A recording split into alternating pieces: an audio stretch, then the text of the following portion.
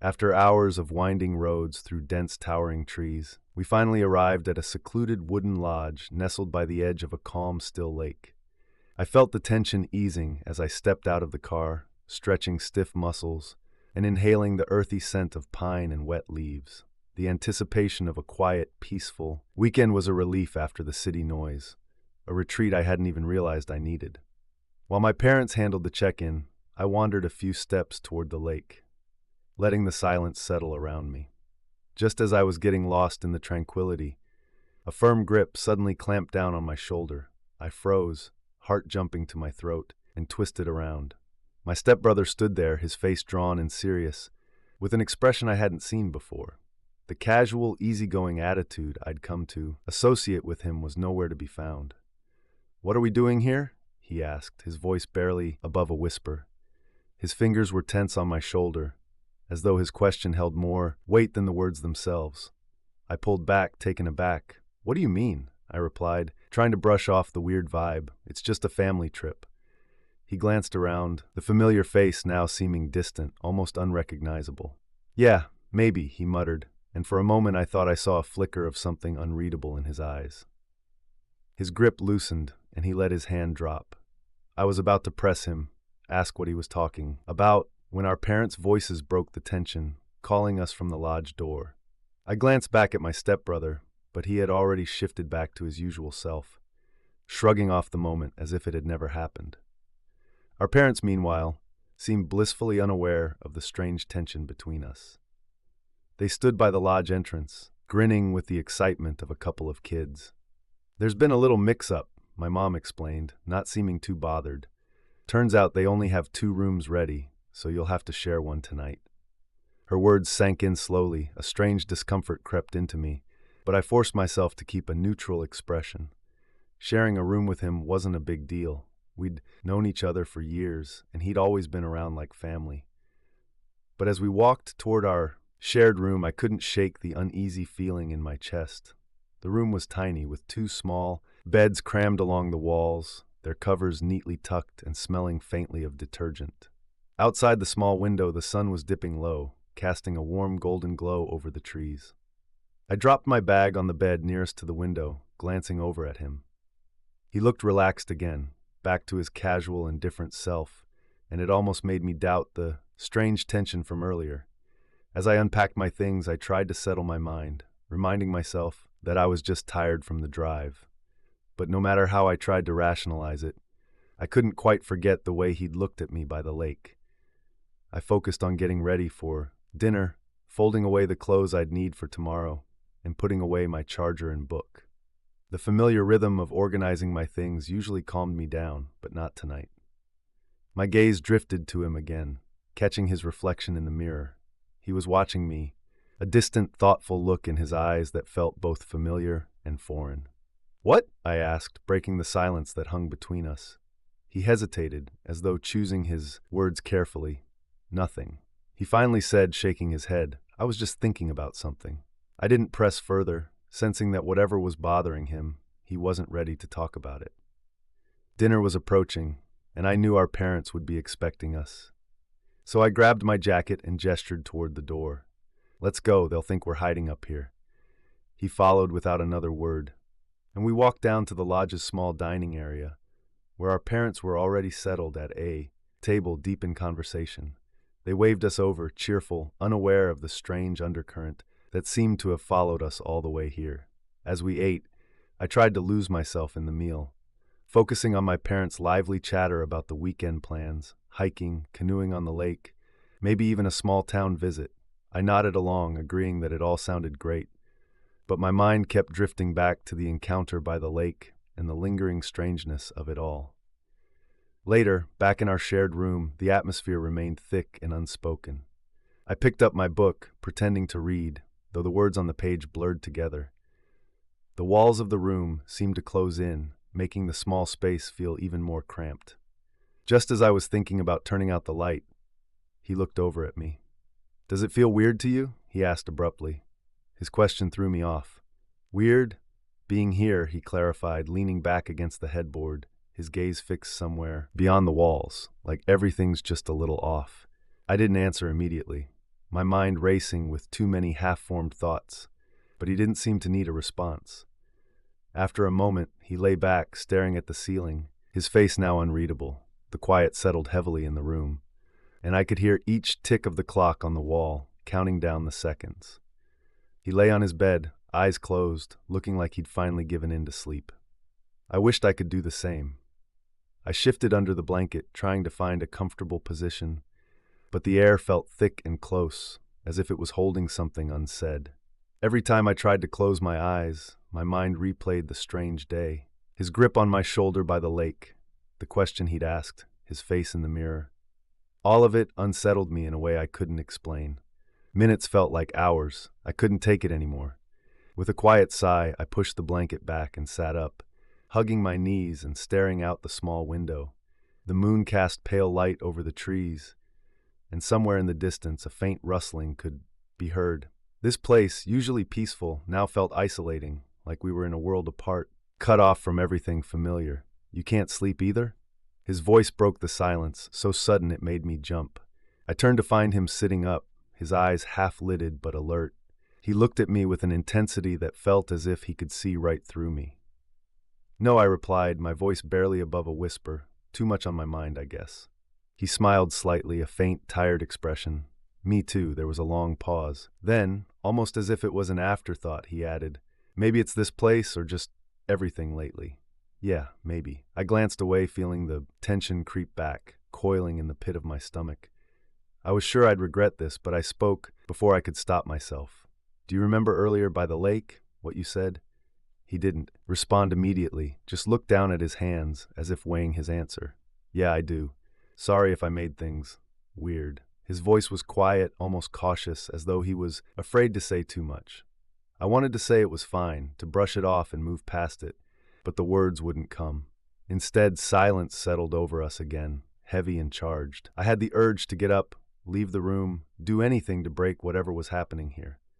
But I couldn't move. Then he spoke again, his voice softer, almost hesitant. "I don't know what's going on with us. It's hard to explain. I keep thinking about things I shouldn't and I can't stop it. Maybe it's being here, or maybe it's something else. Do you feel it too?" His words hung in the air, suspended, impossible to ignore. I felt my throat tighten, 100 different responses tangling together. I didn't know what to say. I just nodded, not trusting my voice. His eyes found mine, and we sat there, frozen in the quiet, an unspoken understanding passing between us.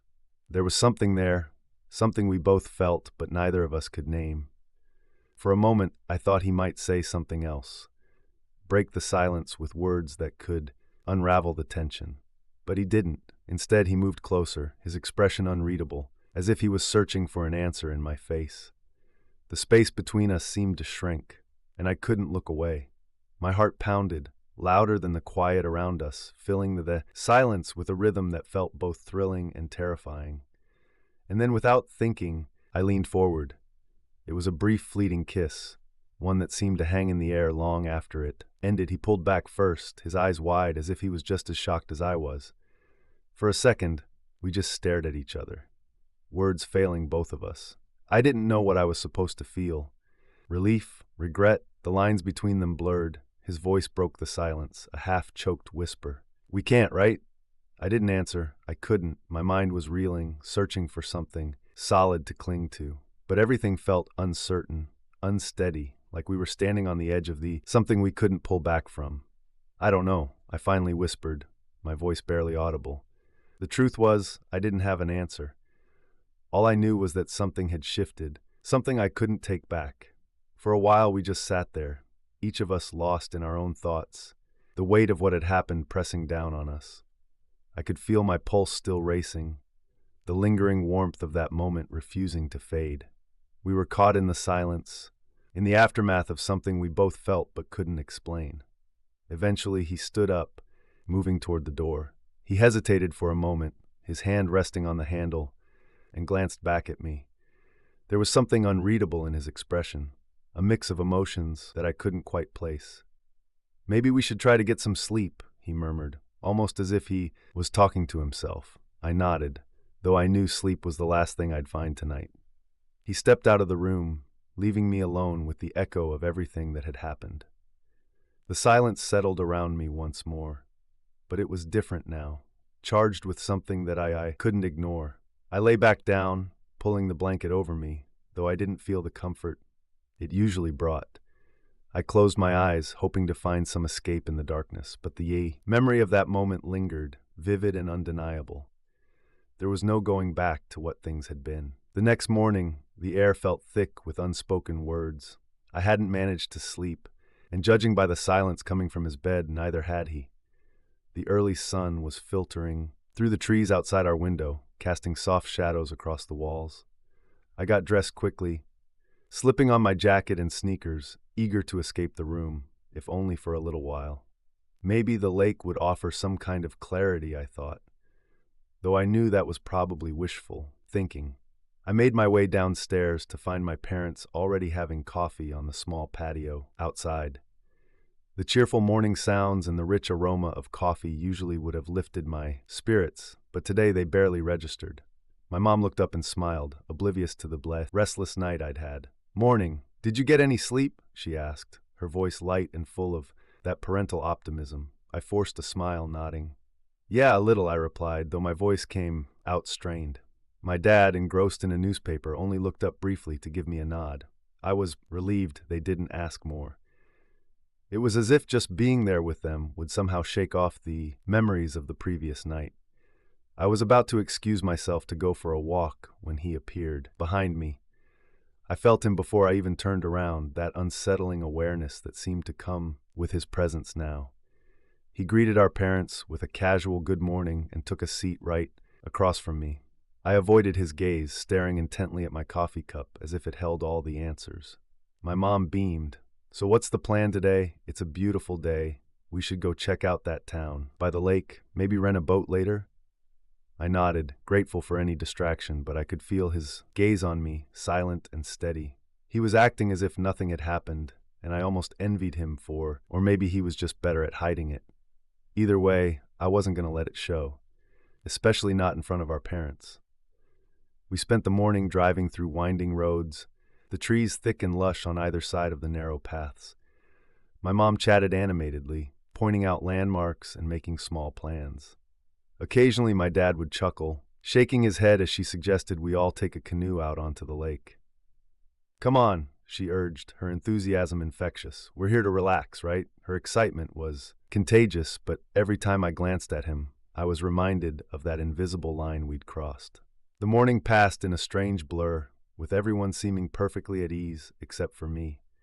I tried to lose myself in the scenery, the familiar comfort of my parents' chatter, anything that could ground me. Eventually, we reached a small village nestled on the shore of a pristine lake. It looked like something out of a painting, with colorful houses dotting the hills and small boats gently rocking in the water. As we walked through the narrow streets, I could almost forget everything, lose myself in the charming atmosphere. My mom dragged me to a small shop filled with handmade crafts, and for a while it was just us.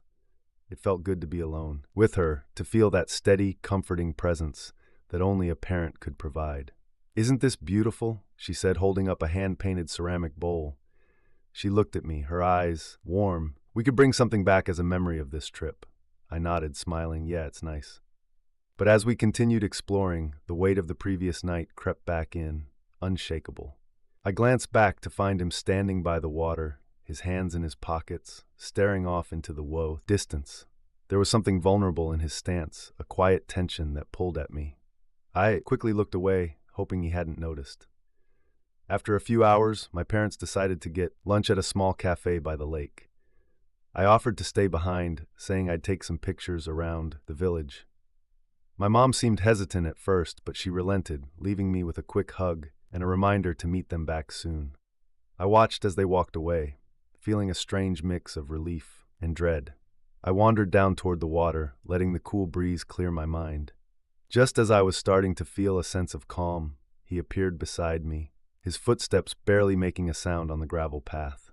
We stood there in silence, looking out at the lake, the quiet stretching between us, heavy and full of things we couldn't. "You don't have to avoid me," he finally said, his voice low. There was a hint of frustration there, a flicker of something unresolved. I'm not avoiding you, I replied, though it sounded weak even to me. I couldn't meet his eyes, afraid of what I'd see there. The lake was so still, its surface unbroken, like it was mirroring my attempt to keep things calm, untouched. Look, about last night, he hesitated, as if searching for the right words. It was a mistake, we were tired, maybe a little out of it. This place, it does strange things to people. He sounded almost desperate to rationalize it, to put a label on whatever was happening between us. I wanted to believe him, wanted to pretend it was all just a passing moment, something that didn't mean anything. Yeah, I agreed, though the word felt hollow. It was just a mistake.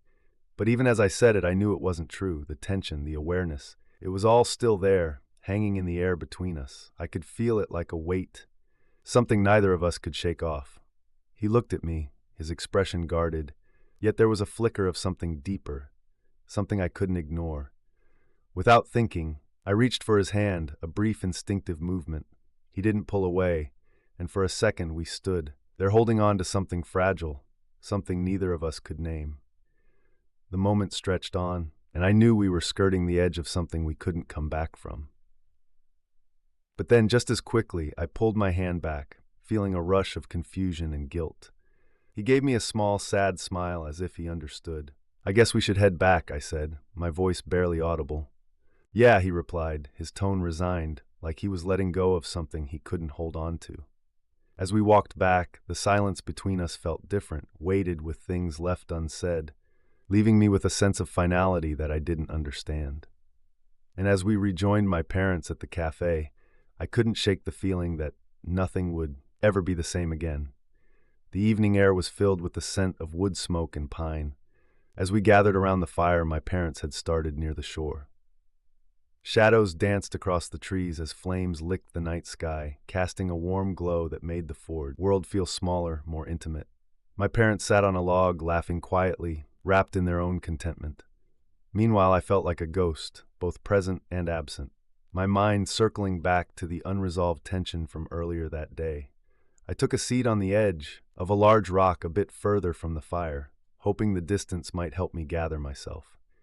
But he didn't give me the space I was seeking. He sat down next to me, his presence impossible to ignore, and for a few moments neither of us spoke. We watched the fire, both lost in thought, the only sounds the crackling of burning wood and the occasional laughter from my parents. Finally, breaking the silence, he leaned closer and murmured, "It feels like we're the only two people here." The remark sent a shiver down my spine, and I forced a laugh, attempting to brush it off. I mean, there's literally no one else around for miles. I tried to sound casual, but even I could hear the strain in my voice. He shook his head slightly, giving me a look that cut right through the flimsy pretense. You know what I mean? I couldn't meet his gaze, feeling the familiar knot of tension tightened in my chest. Part of me wanted to confront him, to finally get answers, but I couldn't summon the courage. Instead, I looked down, tracing patterns in the dirt with the tip of my shoe, anything to avoid the intensity in his eyes. "Why do you keep doing this?" I whispered, barely audible. "Doing what?" he asked, his voice gentle but searching, acting like there's something here.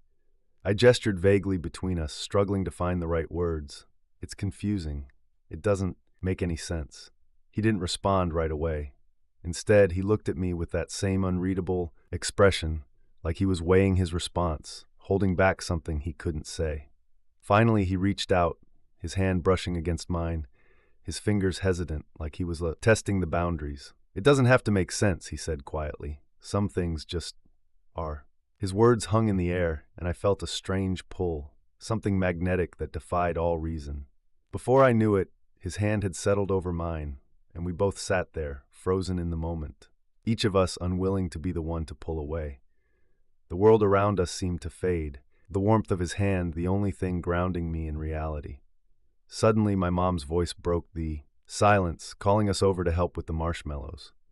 We both pulled back, hands falling to our sides, the spell shattered. I turned quickly, hoping she hadn't noticed anything unusual. My heart was pounding, and I could feel the warmth still lingering on my skin where his hand had been. As we joined my parents around the fire, the ease with which they joked and chatted seemed to magnify the weight of the unspoken between us. I tried to act natural, smiling and laughing along with them, but I could feel his gaze on me, a steady reminder of the growing rift between what I was trying to project and what I actually felt. When the fire finally burned low and the night was settling in deeper, my parents decided to head back to the cabin, leaving us to put out the last of the embers. I stayed by the fire, watching the glowing coals flicker and dim, pretending to be engrossed in the task of burying the embers with sand. He was still standing there, just behind me, watching me in silence. Once we were alone again, he stepped closer, and I felt his presence like a shadow, unsettling and persistent. "Look, about earlier," he started, his voice low. I swallowed hard, unsure if I wanted to hear whatever he was about to say. "Let's just forget it, okay? We can go back to normal." But he shook his head, his gaze unyielding. "I don't think we can, not after everything." He paused, the weight of his words sinking into the quiet night, and I don't think either of us wants to pretend nothing happened. I took a shaky breath, turning to face him. "But it has to be this way. We're just stuck here for a while. This can't be real." His expression softened, a flicker of something vulnerable crossing his face. "And what if it is real? What if we've just been ignoring it?" I couldn't answer.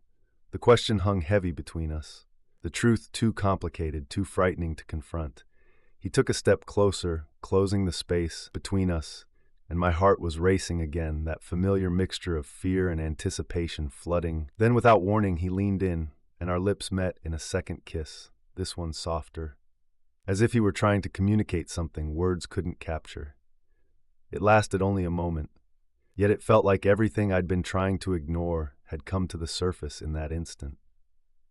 My mind was spinning, lost between what I thought I knew and what I felt in that brief connection. He pulled back, his expression uncertain, searching my face for a reaction. For a long second, we just looked at each other, the gravity of what had just happened sinking in. The silence grew heavy, and I struggled to find words, anything that could make sense of the mess we'd just created. "We can't keep doing this," I managed, my voice trembling. He nodded, though he didn't look convinced. "I know, but it doesn't change how I feel." The words were barely more than a whisper, but they landed with the weight of something inevitable. Something I wasn't sure either of us could stop. We stood there, staring at each other in the quiet night, the campfire's final embers casting a faint glow between us. The forest around us seemed to close in, holding our secrets tight, leaving us in a world that felt suspended, caught between past and present, between what was and what could never be. "Let's just go back," I whispered finally, my voice hollow. "Please," he nodded, though he lingered. For a moment, his gaze holding mine as if he was searching for something I wasn't ready to give. Then finally he stepped back, and the distance felt both a relief and a loss. Without another word, we walked back to the cabin, the unspoken stretching between us like a fragile thread, something that could snap at any moment. As we slipped inside, the quiet of the cabin felt heavier than the night air, filled with all the things we hadn't said, the things we couldn't say. He headed toward his room without looking back, and I stood there alone watching him go, feeling as though something had been left unsaid, unfinished, a weight that would linger long after we'd both gone to sleep. Lying in bed that night, the silence around me was deafening. I could feel the distance growing, a fragile line we'd crossed, and I knew, somehow, that nothing would ever be the same. The next morning was drenched in an uneasy quiet. I woke up feeling hollow, like I'd lost something I couldn't name. Sunlight streamed through the cabin window, but it only highlighted the mess in my mind. Fragments of last night flashing in and out, the touch of his hand, his words, that kiss. Each memory left a mark impossible to shake. I knew that I had to find a way to move past this, to put some distance between us, but the realization made my stomach twist. He was already up when I left my room, sitting at the small dining table, staring out the window at the morning mist that hovered over the lake. For a second, he looked like he was a part of the scene, his presence blending into the quiet. I almost turned around to avoid him, but he looked up before I had the chance, his eyes meeting mine with an intensity that I couldn't ignore. "Morning," he said, his voice soft, as though any louder would shatter the fragile silence. He sighed, running a hand through his hair, a look of frustration flickering across his face. "But maybe we've been trying so hard to be normal, that we're ignoring what's really going on. His words struck a nerve cutting through the walls I'd built around my emotions. I turned to face, in my heart racing. "And what's really going on?" I asked, my voice trembling with a mixture of fear and curiosity. He hesitated, his gaze dropping to the ground. "I don't know," he admitted finally, his voice barely more than a whisper. "But I can't just ignore it, and I don't think you can either." The vulnerability in his expression softened something inside me, breaking down the last of my defenses. For a moment, I allowed myself to feel everything I'd been pushing away, the confusion, the attraction, the pull that seemed to bind us together despite everything. But just as quickly, reality reasserted itself, cold and undeniable. I took a step back, shaking "It doesn't matter how we feel," I said softly. "At the end of the day, we're just stuck in a wet situation neither of us chose. When we go back home, this will all fade. It has to." He looked at me, his expression filled with something close to resignation. "You really believe that?" I couldn't answer. Instead, I turned away, my gaze fixed on the lake, hoping the silence would speak for me. After a few moments, he let out a quiet sigh, a sound filled with acceptance, and "Fine," he said finally. "If that's what you want, then I guess there's nothing left to say." He took a few steps back, creating a distance between us that felt both necessary and painful. We stood there, separated by an invisible barrier, each of us lost in our own thoughts, each of us holding on to unspoken words we could never share. The sound of our parents calling us from down the path broke the silence, and he turned away without another word. I watched him go, a hollow ache settling in my chest, a feeling of finality that was both a relief and a loss. As we rejoined our parents and started the walk back to the cabin, I felt a strange sense of detachment, like I was watching everything from a distance, a spectator to my own life. My mom was chatting happily, oblivious to the tension, and I forced myself to smile, to nod along, pretending to be present, even as my mind drifted back to the lake, to the words that lingered there, unspoken and unresolved. When we finally reached the cabin, I busied myself with the final packing, avoiding his gaze, keeping my focus on the task at hand. The ride home was filled with the usual small talk and laughter. My parents were counting memories from the weekend, their voices warm and cheerful. I tried to join in, to match their mood, but each word felt forced, hollow. As we neared the city, my phone buzzed with a new message. I glanced down, my heart skipping a beat when I saw his name. For a moment I hesitated, unsure if I wanted to open it, but curiosity won, and I tapped the message, holding my breath. I meant everything I said. This doesn't have to be the end. The words stared back at me, each one a reminder of everything I'd tried to leave behind. I felt a surge of emotions, hope, fear, a flicker of something I couldn't name. But as I looked out the window, watching the familiar streets of the city pass by, I knew that reality was waiting, pulling me back to the life I'd left behind. I typed a quick reply, my fingers shaking slightly as I hit send. Let's just give it time. As the message delivered, I closed my eyes, leaning back in my seat, a mixture of relief and uncertainty settling over me. I didn't know what the future held, or if the words we'd shared would fade with time. But for now, I was willing to let go, to leave the rest unspoken, and hope that one day I'd find the answers I was searching for.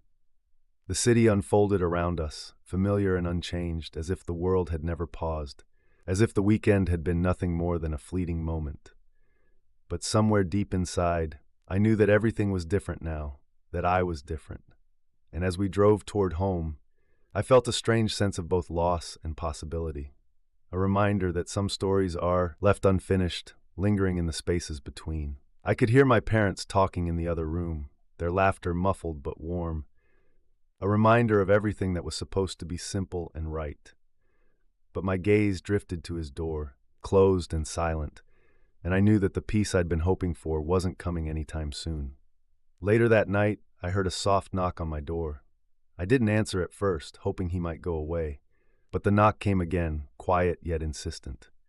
With a resigned sigh, I stood up and opened the door to find him standing there, his expression a mixture of apology and determination. I needed to talk," he said, his voice barely above a whisper. I wanted to tell him to leave, to end this here and now, but the words wouldn't come. Instead, I just stepped aside, letting him in, and closed the door behind him. We stood there in the dim light, the weight of everything unspoken, hanging between us. I could see the strain in his eyes, the silent plea for understanding, for some kind of resolution, but I didn't know how to give him what he wanted. I didn't know how to fix this. He took a step closer, his gaze locked onto mine, and I felt that same pull, that same unexplainable connection. Part of me wanted to give in, to let go of everything holding me back, but I couldn't. Not here, not like this. I'm sorry, I whispered, barely able to meet his gaze. But this, it can't keep happening. He nodded, though his face held a trace of sadness, an acceptance tinged with regret. And as he turned to leave, I felt an ache, a hollow feeling that told me things would never truly go back to the way they were. The next morning was drenched in an unbearable silence, a thick, unspoken tension that seemed to cling to the air.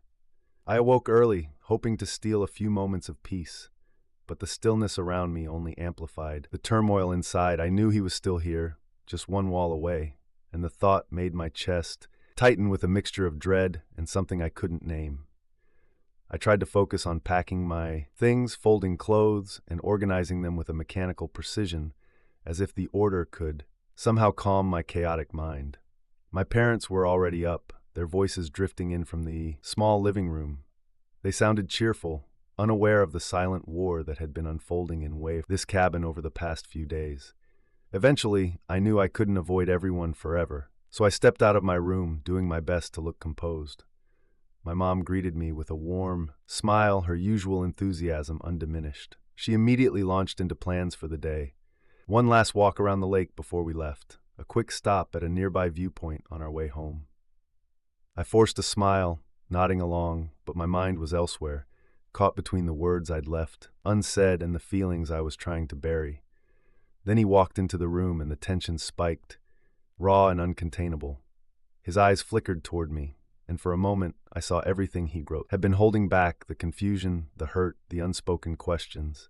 He looked away quickly, but the damage was done. That brief glance had brought everything back, every unresolved moment between us. I wanted to turn and leave, to find some excuse to escape, but before I could move, my dad clapped his hands, breaking the silence. All right, let's head out. One last walk around the bury. Yes, we can't leave without saying goodbye to this beautiful place. Reluctantly, I followed them outside. The morning was cool, a soft mist lingering over the water, giving everything a dreamlike quality. We walked slowly, my parents chatting and laughing as they strolled along the shoreline, oblivious to the silent, awkward distance between us. As we reached the far end of the lake, my mom suggested we each take a few minutes alone to say our own goodbye to this place. She wandered off with my dad, disappearing around a bend in the path, leaving us alone. I could feel his presence beside me, could sense the tension in his stance, but I kept my gaze fixed on the lake, trying to ignore the pull that seemed to draw me closer to him. For a few moments, neither of us spoke. We stood there in silence, the only sounds the gentle lapping of the water and the distant calls of birds hidden in the trees. Finally, he broke the silence. Are you really going to act like none of this happened? His voice was low, filled with a quiet frustration that I'd come to recognize. I closed my eyes, gathering my thoughts before I answered. I'm not acting, I just don't know what else to do. We both agreed, this can't continue. Did we agree, or did you decide that for both of us? His tone was sharper than I'd expected, and I could feel the weight of his words pressing down on me, a mixture of hurt and anger that had been simmering beneath the surface. I'm trying to make things right, I whispered, my voice barely audible. It isn't normal. We can't keep pretending that it is. Morning, I replied, and sat down at the other end of the table, hoping the space between us would ease the tension. I reached for a cup of coffee, the warmth comforting against the chill that seemed to settle in my bones. He cleared his throat, glancing down at the table. About last night, I don't want things to be weird between us. A small, ironic laugh escaped before I could stop it. I think we're a little past that, don't you? He winced, as if the words had cut deeper than I intended. I felt a pang of regret, but I didn't know how else to address the mounting pressure between us. The silence stretched on, thick and uncomfortable, each of us locked in our own thoughts. I wanted to tell him everything I felt, to let him understand how confused and scared I was, but I couldn't bring myself to start that conversation, not here, not now. My parents entered the room, breaking the tension with their cheerful greetings. They seemed blissfully unaware of the turmoil simmering beneath the surface, and I forced a smile, hoping they wouldn't see through it. My mom immediately launched into her plans for the day, a long hike through the nearby woods, followed by a picnic lunch by the lake. Normally, the idea would have sounded perfect, an escape into nature, but today it felt like a challenge, like pretending everything was normal when nothing was. "Great idea, Mom," I said, mustering as much enthusiasm as I could. "A hike sounds nice." My stepbrother nodded in agreement, though his eyes lingered on me for a moment too long, as if trying to gauge my thoughts. I looked, focusing on my coffee, hoping he wouldn't push any further. We spent the morning hiking along a narrow trail that wove through dense trees and patches of sunlight. My parents led the way, chatting about the wildlife and stopping occasionally to take photos. I trailed behind them, lost in my own world, trying to ignore the person walking just a few steps behind me. Every time I looked back, he was there, close enough that I could feel his presence, yet maintaining enough distance to avoid any direct interaction. The silence between us felt like an unspoken agreement, a way to keep the peace. As we reached a clearing, my mom spread out a picnic blanket and began unpacking the lunch. We settled down and I tried to enjoy the moment, the simple pleasure of fresh air and good food. But even then, I couldn't escape the tension that followed me like a shadow. When lunch was over, my parents decided to explore a bit further, down the trail, leaving the two of us behind to clean up. As they disappeared into the trees, I busied myself with gathering the plates and cups, focusing on the small tasks in the hope that they'd drown out my thoughts. But of course, he couldn't leave it alone. "Are you gonna avoid me forever?" he asked quietly, his voice breaking through my attempts to ignore him. I froze, gripping the edge of the blanket, and took a steadying breath before turning to face him. "I'm not avoiding you," I said, though the words felt empty. "Then why won't you look at me?" His eyes held that familiar, unyielding gaze, searching for answers I didn't have. "You act like what happened was a mistake, like it didn't mean anything." "Because it shouldn't mean anything," I replied, the words coming out sharper than I intended. I looked away, staring at the trees, as if they held some secret that could pull me out of this mess. "We're here with our parents for a family trip. We can't keep doing this." He let out a sigh, running a hand through his hair. "But that's the thing. I don't want to pretend it didn't happen. I don't want to just ignore it." "Maybe you don't," I murmured, feeling the weight of his gaze. "But I need to." A silence settled between us, and I could feel his frustration, the tension simmering beneath his calm exterior. But he didn't press me further, and for a moment I thought maybe he'd finally let it go. As we packed up the rest of the picnic, my parents returned, oblivious to the charged atmosphere that hung between us. My mom commented on the beauty of the trees, the way the sunlight filtered through the leaves, casting dappled patterns on the ground. I nodded along, feigning interest, but my thoughts were miles away, tangled in everything I couldn't say. The hike back was a blur. I kept my head down, focusing on the path ahead, letting the steady rhythm of walking numb the storm of emotions inside me. When we finally reached the cabin, I felt a wave of relief, grateful to be back in a place where I could retreat to my own space. But as the day faded into evening, that sense of relief turned into something heavier. A weight pressing down on me, the unspoken words, the unresolved tension, all of it circled back, refusing to be ignored. I sat alone by the window, watching as the sky turned shades of pink and orange, the sun dipping below the horizon.